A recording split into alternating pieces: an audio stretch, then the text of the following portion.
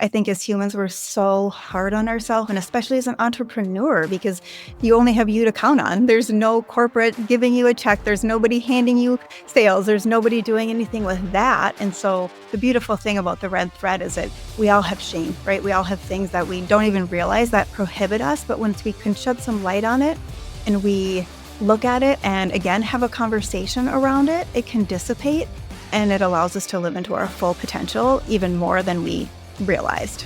This is the Entrepreneurs United podcast with your hosts, John St. Pierre and Rich Hoffmann. Hey entrepreneurs, today Rich and I are sitting down with Nicole Roufs, and Nicole is the owner, founder of Olive and Oak. She's a business coach, and really, Nicole, I think what I love about your approach and getting to know you just a little bit is you have a really specialized niche in what you do. Tell us about that niche. Yeah, I love women business owners from the standpoint of that's what I know and what's happened. And I really have started out my whole career in the holistic health field. And so that is really what I have been gravitated towards. A majority of my business has been helping health care practitioners run their businesses and be the leader that they were meant to be. And the fun thing is, in the last year or so, I've actually been exposed and helped a lot more just women business owners in general. So I went from really just having holistic health, and I thought that's all I'm going to do, is to learning that business is very similar no matter what you're doing in different areas of things. So that's been a fun transition as well. So I'm sure we know of many female entrepreneurs and leaders that listen to our podcast. And we also have a lot of male entrepreneurs and leaders listen to our podcast. And one of the things that I wanted to ask you right off the bat is, it seems like, I know I've done this, I know Rich has done this, is we just go, and we don't stop.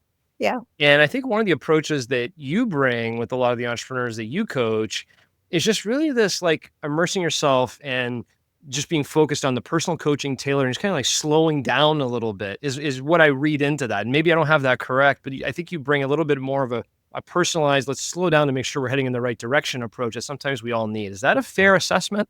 And if not, please correct me. No, you're right on. And I love that, because what I have found is we have to go, right? We're the only person leading that ship.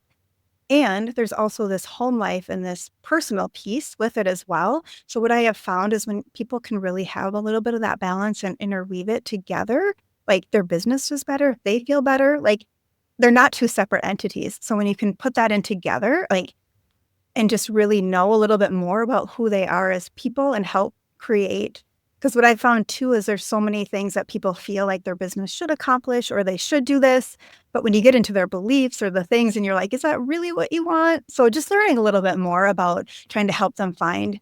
And what I found is when people are so highly successful, they follow a trajectory and a path, and all of a sudden they can get to a point. And I don't know if this is just all of the people that I coach too, but they're like, holy Hannah, is this actually what I want? You're path, and they don't take the time to really be oh, is this truly what I'm supposed to be doing? So being able to help give them, yes, the business coaching, and then that personal piece of let's peel away those layers a little bit and make sure you're actually on the trajectory that you want and are called forward to do.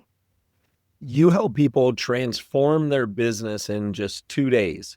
Walk us through what that looks like and what's the process of 2-day transformation. Oh my gosh, it's my favorite thing. This is another thing that I just started doing probably a year and a half ago with people. And it is by far my favorite thing to do, because you get so much results. Again, I love coaching, and there's nothing wrong. I have a coach and I coach people hourly each week. We know how beautiful that is. But what I found is that there's so much to do in between that sometimes people can get it done and sometimes they can't. And so the power of the 2-day immersion is that we seclude, we stay at a place, and we just dive into all of the things for their business. And we've all been to seminars, we've all done things where it's oh my gosh, this is amazing. But then you go to work on Monday, you're like, shoot, I didn't implement any of that. I didn't get anything done, or I didn't do as much as I want. And then you have the guilt that comes in. And so we spend these 2 days, and it can be so different for every business or what we do. Sometimes it's people just starting out in their business and they're like, I don't know what to do or where to start. And we create from the ground up some systems. It can be people that are like, man, I have nailed every aspect of my business. I don't know what I want to do next. So we sit in that dream room and creation And my favorite thing to do is to really help people like that might have the vision, but they just don't know how to get there. And so we create some of those steps. We might be on the computer actually getting the stuff done for them to create the email list or create whatever it is in the middle piece that often gets entrepreneurs stuck, that they just feel like they don't have the bandwidth to give somebody else to do, or they're like, I can just do it better and faster, or they're like, I don't even know where to start. So that's the beauty of it. They're not ever the same with what happens in them, but it's really for somebody that wants to just spend that time and get it done without spending 12 weeks. Like I have 12-week programs and we make massive movement with that. But being able to have these 2 weeks, and I say it's like business in a box, because then they show up for work on Monday and they're re-energized and they've got all the things in place and they hit the ground running. You have this MOD method that's mindset, operations, and data. Can you walk us through kind of an overview of each of those and what success looks like in them? Oh, good. Oh, I love this. Good question, Rich. That's so good. Yeah, I call it my MOD assessment. And I came up with that because what I found in coaching people is mindset is so important. We know that, but it's so easily one of the things that can derail us so fast. So if our mindset isn't in the right place, like it's so hard to get the other things to go. So that's typically what I work with people first and interweave through all of my coaching with them, is to really help make sure and they feel supported. Like my thing is, I always say business shouldn't be done alone.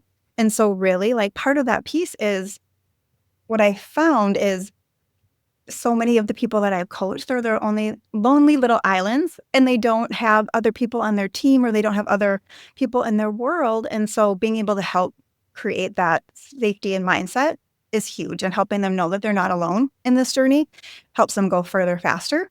And operations, that's what I feel like is my jam, is really, I owned a chiropractic clinic in Minnesota for almost 15 years. It was a wellness center, and I ran the whole thing. I knew all the innards of it, knew how to run the staff and the people and all of the things. And so I deeply know what it takes to run a business, and I geek out over it. So that's what I love, helping the operations piece, because if you can be the best entrepreneur, the best practitioner, but if you're missing those key pieces in the middle, things fall apart or wheels fall off. We all know that, right? And so the funnest part is really helping them work smarter and not harder, and being able to just, because I think so often too, people they were taught one way and they just go with that, and they don't take the time to reflect and be like, could I do this better? Or what about this? And so now, having coached all of these people, I get to see the innards of business and give them ideas too of things that might help them be more efficient. And then data. I'm the furthest thing from an accountant, or you saw my caliber, Rich. Like I am not this super analytical, crazy person, but numbers don't lie. You have to have a basic piece of data and numbers in order for your business to move forward. So I just create little spreadsheets and things of numbers for people to know where they're at and where they're going, and help them see that. Because I find a lot of the time too, people don't want to look at their numbers. They don't want to know those basic metrics that keep their business going. So those are the main things that I really feel are the heavy hitters with the people that I coach. So that's where my MOD assessment came for. I feel like that was a really long answer. Yeah, that's great, Nicole. And I think you ended in a fantastic spot, which is unfortunately, and I've done this before in my own companies, where you're running so hard and you feel like you're heading in the right direction, but you can't manage what you can't measure. And if you're measuring your numbers right, you think you're growing, but you're less profitable. You're creating more problems, or whatever it may be. I'd be curious, all three of us coach entrepreneurs in different capacities. And you said something that I've experienced here recently where I felt like I've added a lot of value as well, Yeah. which is where entrepreneurs are stuck. And you talk to them one week and they say, yeah, I know I really need to do that. And then you talk to them the next week. It's like, yeah, no, I got to get to it. Right. And there's a reason why it's stuck, for a reason, it's something's there. And, our job as coaches is to help them unblock that. And when we do that as a coach, you definitely feel this sense of relief, like, oh my gosh, thank you. Like, very simple example. Somebody was putting together a training manual, and I said, well, do you have an outline? Like, no, I'll put it together. And they just weren't putting it together. I was like, well, let me help you. Send me some stuff. I'll put together an outline. And literally in 10 minutes in ChatGPT, I created an outline for them. I go, here's a sample outline. I don't know if this is right or not. And they're like, oh, this is great. Now I have it. And they kind of, just unblock them, right? But I'm curious, when you work with the entrepreneurs you work with, what are some of the primary areas that you feel most entrepreneurs have that roadblockage of sorts? Oh, that's a great question. And Rich, I'd love to hear your opinion too, as well. This would be an interesting conversation. Yeah.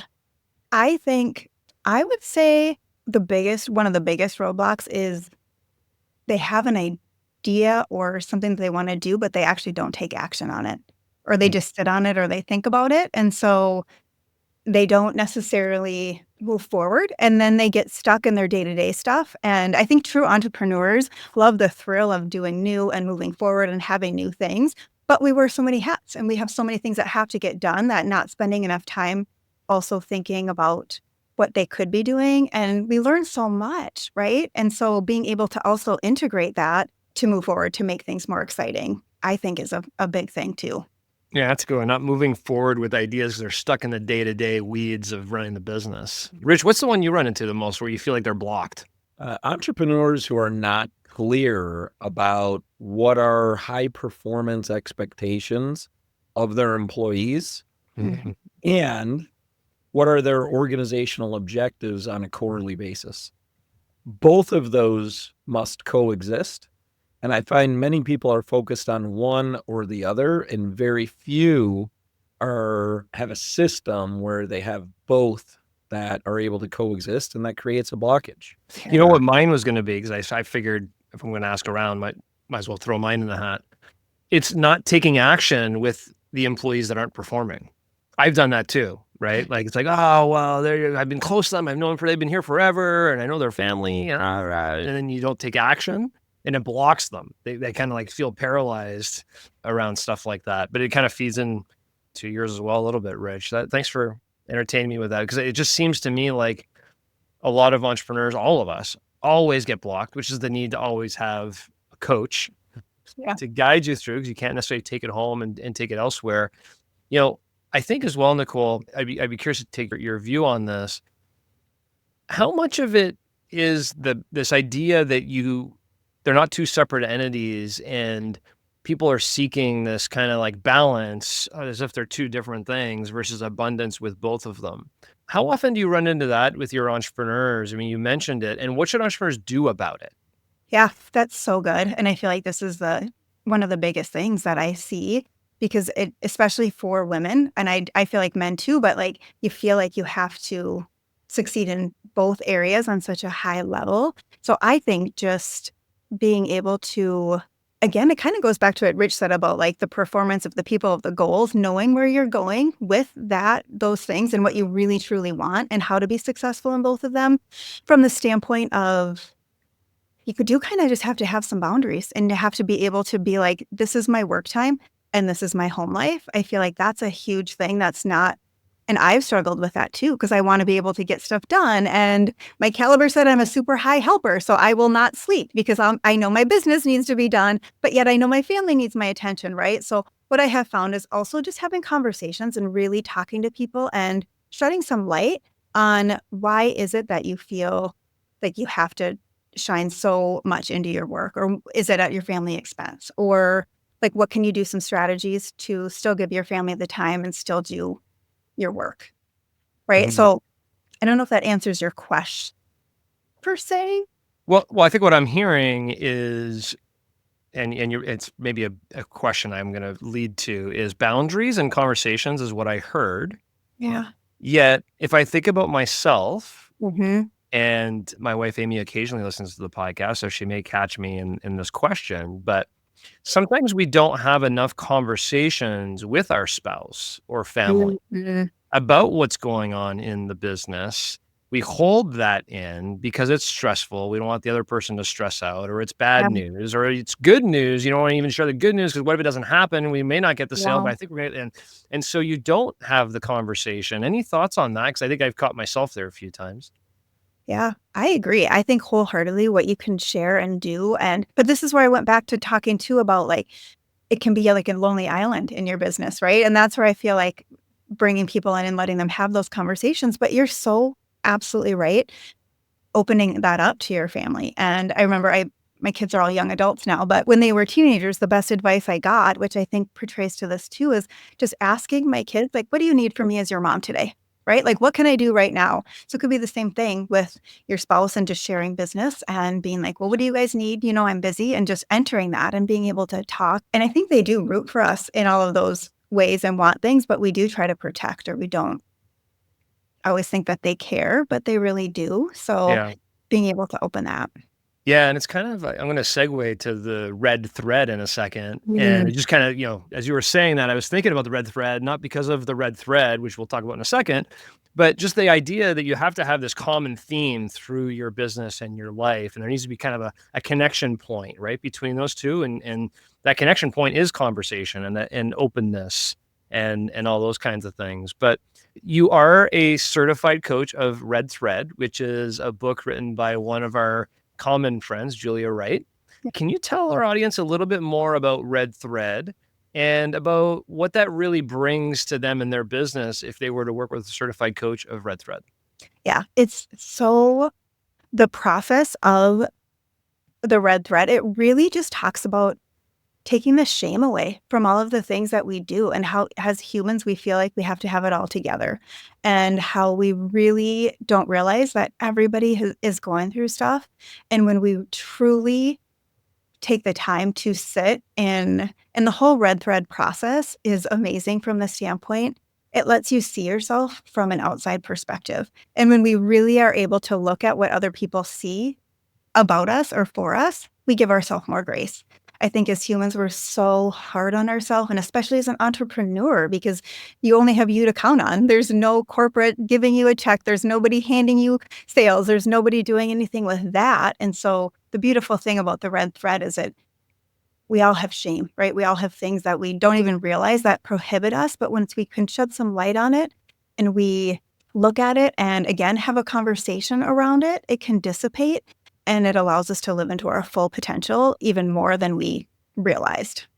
Can you give an example of that you've worked on with an entrepreneur where you've identified the red thread, there was some shame around it, putting a spotlight on it became helpful and transformative? Can you ground this in an example? Yeah, I love that. One of the last ones that I did and we talked about was finances. And it's a huge thing with people, right? No matter what level that they're at.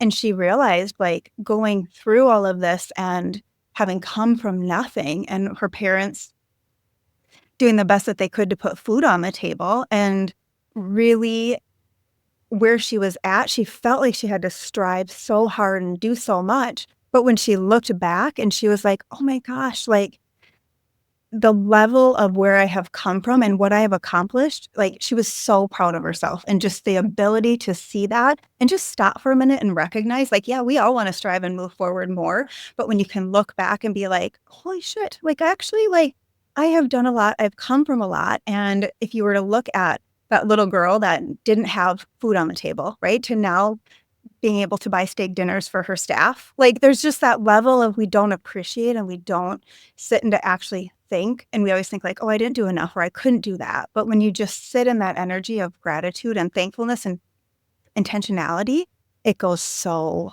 far. And it gave her the gasoline on the fire to be like, no, I am actually doing really well, and I don't need to worry about what I haven't done. I'm going to just be in this moment and really be grateful and know that I can move forward faster. And I mean, there's a lot of stories with that. It's so good, but it just helps to really, when you look back from, again, it's just more of an aerial view of being able to see what we don't see in ourselves. And when you take the time to do like that, it's really beautiful. When you own the chiropractic clinic for 15 years, what were some of the patterns that you started to see in running that business that you now can transfer over to other businesses? Ooh, and this is actually one of my favorite things, and why I started coaching is because I can see how easy it is to just be all business, and that it comes back. And I realized too, as we were just saying this, like, my whole goal is that I want people to have that work-life balance. I want them to be able to be a kick-ass entrepreneur and be a really good mom and wife and have that balance. So it was really important to me when I would train and have our staff that we were able to have that time to do that. And so I feel like now going through and being able to help women do their businesses and their coaching, and to really be able to honor that, I think that gets stemmed from that. So that's a huge pattern that I saw that I think is super important. And It's not hard to do. It's just putting some intention behind it and allowing people to think about it. And so that would be one of the main things that drove me forward into coaching, because I was like, I want you to be able to have your business and be really, really, really good at it, but not at the sacrifice of missing all of your kids' games or missing all of the things that we also want to do. So that was probably one of the driving forces, because I saw at that time when my kids were teenagers too, I wanted to be successful. We had a busy practice. We had all of the things, but I was a single mom. Like it was either I was there or not there. So being able to find that balance and make it okay to be like, nope, I'm in this mode now, and feel really, really good about it. You said something about doing it with intention. What do you think holds people back from being intentional like that? And then what ultimately do they see that allows them to be intentional? I think sometimes we just need permission as humans to just be like, okay, like it is okay to be in your work mode right now or your mom mode, right? That's what I've seen. And I think that's why I love the RedThread so much too. It's because we don't see what we don't see. We don't know what we don't know, but as soon as you can shed a little bit of light on it. So that's where I think that intentional piece is having conversations, listening to a podcast like this or something, and just thinking about it and then putting some energy into it and giving yourself permission that we don't have to be perfect. It's progress, not perfection in a lot of these areas. I'm assuming this all ties back to this whole concept of imposter syndrome, right? You kind of have a little bit of shame of maybe I'm not good enough, or maybe I have this issue with money and maybe I'm not meant, like whatever it may be. I feel like many, if not all, struggle with that in one capacity or another at certain times. And so I'm just kind of I'm not 100% sure of this, but is kind of going through that RedThread coaching kind of process that help you desensitize that, syndrome, right? The imposter syndrome, and give yourself the permission to do what you want to do with bold confidence, that kind of stuff. Does that all bring it together? Is that correct? Yeah, 100%, John. I love that. And I think that's the mindset piece too, right? Like it definitely comes into that piece. And this is one of the things when I started coaching that a lot of the people I coached were chiropractors, naturopathic, all of these people who had crazy doctorate degrees, but imposter syndrome, I didn't even know what it really was until I came into helping those people. And I was like, you're a doctor. What do you have imposter syndrome about? Right? Like you would never imagine. So that peeled away a layer for me of like, we are all human. Yeah. No matter what. So really that's the support that's needed for that mindset too. Yeah, and there's always a better podcast. There's always a better business and a bigger business and greener lawns. And, if you just keep saying to yourself, hey, look, my lawn's not green enough and I don't have, if you're living that mindset versus, you mentioned actually before we were talking that you're reading Carol Dweck's growth mindset book. And, just the whole idea around growth mindset kind of plays a little bit to this. But even when you have a growth mindset, you have these limiting beliefs in your mind that are kind of these things you have shame about, or you have imposter syndrome about, and just trying to overcome those are so important. Thus the reason why you need a coach like Nicole. So it allows you to, like I said, when people don't take action, I think like you just said, those voices come in and stop us from being able to trust our intuition to be able to do the next thing or do another thing that would help move us forward too. So I totally love that. So entrepreneurs listeners want to get some more information from you. Where should they go? How can they connect with you? My website is oliveandoakcoaching.com. I'm Instagram Coach Nicole Roufs. And so those are probably the easiest and most simple ways to find me. Awesome. Thanks for your time today, Nicole. Appreciate it. Stay tuned as John and Rich unpack today's conversation. Rich, during this conversation with Nicole, I brought the concept of us just having blockages. Sometimes us as entrepreneurs, sometimes the entrepreneurs we coach, we just have these little blockages that kind of prevent us from moving forward. And we kind of talked a little bit about towards the end there, the RedThread concept and having imposter syndrome or having these areas we feel shame around. We got to lift that shame up and just kind of proceed.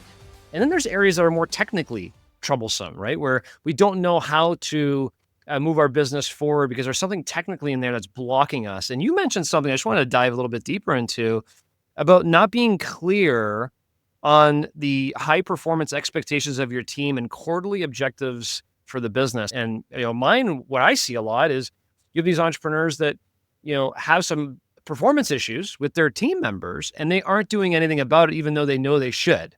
So I'd love to just hear a little bit more about that from you in this post conversation, because blockages seem to just be a theme throughout this. And I'd like to explore a little bit more. Yeah, some of the clarity that I've worked with entrepreneurs on is taking the role that someone is in, separating the person from the role, and saying, what are the 2 to 4 responsibilities that role has, that role owes the company? And then saying, okay, now how are they measured? How is success measured in those responsibilities? And then looking to set goals. So that really simple process ends up bringing things down to a behavioral level that we can start to then define what is a high performance standard in that area of responsibility for that role. One of the reasons we want to separate the individual who currently occupies the role from the role when we do this exercise is we then just want an honest evaluation of how's the person performing against the standards. Then that identifies for the coach individual, where is it that they could use some coaching? Where do they need some skill development? And ultimately, if that's not working, either the coach isn't coaching very well, or maybe the person's not a fit for the role. But in the absence of doing this, what I find is a lot of entrepreneurs tailor the roles that people have to the limitations and extreme uniqueness of an individual. Yes. And then inevitably, everybody leaves our company. Everybody leaves. They're either going to die, they're going to get fired, they're going to move to another company, or they're going to retire. Eventually, they'll leave. And when they leave, when it's so nuanced and tailored of a role, that role is actually literally irreplaceable. And there's a large gaping hole left in the company that has to be absorbed by often multiple roles. I kind of look at this as the faceless org chart. I've done that before too. Going, assume no one worked here and we were starting from scratch. Who do we need and where? Right. And then we'll figure out, does anybody fit that role? Can they achieve these standards? Whereas usually you start an org chart off, oh, we have Jim over here and we have Sally over here. And you start with the people as opposed to the roles. And I think that's a great one. The other thing that we talked about with Nicole when we asked her the question was this, just entrepreneurs getting stuck with this idea they have. And I have this idea to do this new campaign, or this idea to create this new product or service, or this idea to pivot my business this way, or do some new initiative. But then they get caught in the day-to-day of running the business. And I found, I would assume you found as well, that one of our prime responsibilities as an entrepreneurial coach is to lift them above their current day-to-day issue and look out 3 years and go, well, wait a minute, if you want to be there in 3 years, what actions are you taking this week for that, let alone the action you got to take to answer that customer service call that just came in with your team? Do you experience that a lot as well, where you're constantly kind of lifting the entrepreneur up, rightfully so, and helping them see a little further out into the future and take actions today that helps them in the future? I've heard a number of people say that's one of the benefits of hiring a coach is it's forced accountability to have to work on the business instead of doing what is productive to either sell or produce that product or service that the business provides. Instead of doing something, quote, productive, they're doing something that's strategic. They're doing something where they're working on the business that doesn't have immediate results, but it does have mid and long-term implications if it gets ignored. So I think that's one of the benefits of coaching is you're talking to somebody who doesn't know the day-to-day as well as you do, but that's really not what you're talking about. You're talking about working on the business for strategic growth. Yeah, I had an experience recently to that exact point. And I've had this experience before in my own career. I know I've mentioned to you many times where I was hired in a role as a vice president of operations of a logistics company and knew nothing about logistics. And that's actually why they wanted to hire me. They didn't want somebody from logistics. They wanted more of a leader to lead the people who knew about logistics. And although puzzled at the time, it worked. But recently, I've been coaching some entrepreneurs in industries I know nothing about. And I've heard it over and over again. We're so happy you know nothing about our business, because we've had coaches that have coached us from this industry, but they know too much about our business that we're talking about stuff that we don't really need as much as the stuff we're talking to you about, which is a whole different perspective about what is going on. You can rise us up a little more strategically because we're not talking about some of the minutia of our industry, so to speak. So I've experienced that, and it's been rewarding to provide that value of assistance as well and help them see further out into the future than the current problem du jour. And I just, what's great about Nicole in my mind is this constant focus on, she was a single mom entrepreneur, right? Who figured out, one of the keys to life is not only mindset, but it's also feeling fulfilled in all areas of your life, whether it be work, whether it be your personal side. And I do find way too many times, I did it as well. She mentioned right off the bat, we're just running 100 miles an hour in a specific direction, but it's not really tied to what we really want in life. And therefore you got two lives and you have two separate entities, and they're not two separate entities. They are one.